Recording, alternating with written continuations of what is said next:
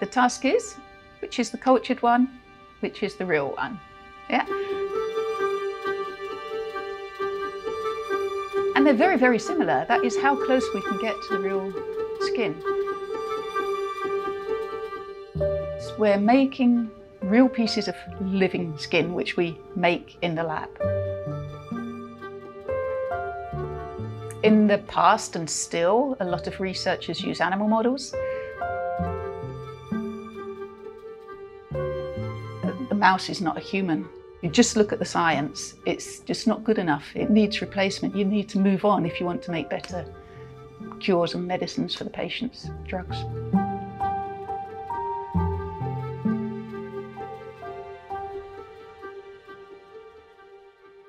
You have to think, when I was a student, particularly in the biomedical science, it was just accepted that you do the animal experiments. And so I thought, no, that's not going to happen. It's not for me.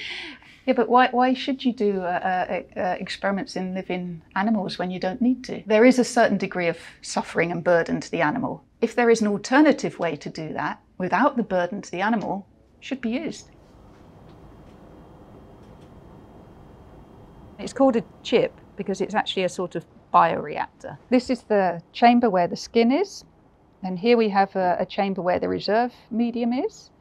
And this is another chamber where you can put another organ of choice. Yeah, the main thing is at the moment, the organoids are very much as single organoids. You have skin, or you have gut, or you have heart, or you have liver, but they're not connected. And in the animal model, in the human, they are connected.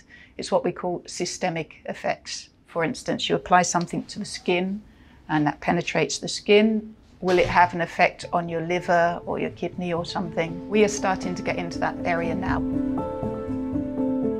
A lot of people say you can't go into organoid models because what about systemic immunotoxicity? We decided, can we actually reproduce this now with multi-organ on a chip? And then you see what is happening in the skin model to mimic the very first steps of a systemic immunotox reaction. It was a case when I started out saying I'm not using any animal models. I was pretty much isolated, and I'm not really somebody who stands up and shouts and say, you do this, you do that, should be done this way or that way. And then, yeah, that transition just started to happen. And then you realise then that you can actually suddenly start speaking up and saying, this is the way it should be done, yeah? This is a better way. Yeah, it's obvious. There's so many mouse models being presented here because the cell-based models aren't good enough yet. And it is a huge challenge, but that is fun. Scientists like a challenge. And it is really nice then to see other people getting interested in all these different technologies and models and asking, can we also do it? Can you show us how? And seeing these students, PhD students coming into the lab with hardly any lab experience to start off with, and then just seeing them develop into young researchers and get them as motivated as I am to do it that way. And then they're all really, really going for it. Yeah. This is Elisabetta, and she's one of our PhD students in her final year. It was really nice to see actually what you can do without animals, what you can achieve. Because I work in cancer research and the animals are still the major model that are used. The students really see, yeah, this is possible.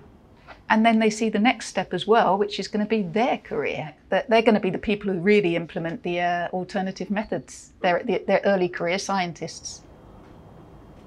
Be part of the new generation. That was really something that for me was a huge part of why I really wanted to be in this lab actually. Good. You'll get there. Yeah. I think it's